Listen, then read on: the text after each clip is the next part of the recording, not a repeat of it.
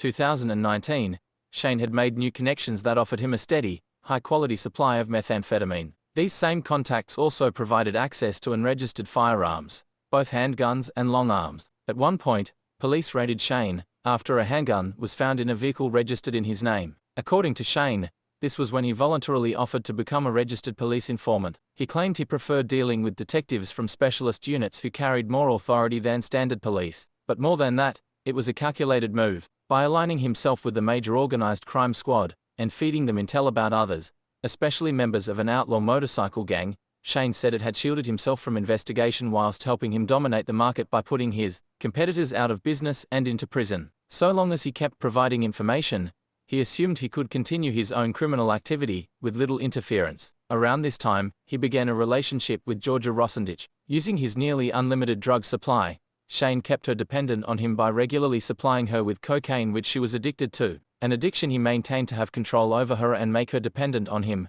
and his supply of drugs. She worked full-time making good money, so eventually he lured her into moving in with him, and he became his new meal ticket, paying for everything just like Berenger had done previously. Shane tries and fails to be a life coach. Shane continued producing his Look at Me Now videos, marketing himself as a self-made life coach. He became fixated on the success of his former friend Stuart, who had built a legitimate career as a coach and therapist, publishing several ebooks and producing a full video coaching course over 2 years. The problem was, Shane was struggling to come up with his own content.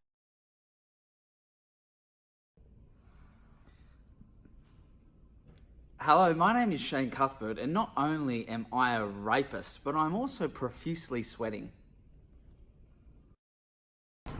Hi, my name is Shane Cuthbert, and I was a diagnosed fucking borderline personality guy. And you know what? I even overcame that.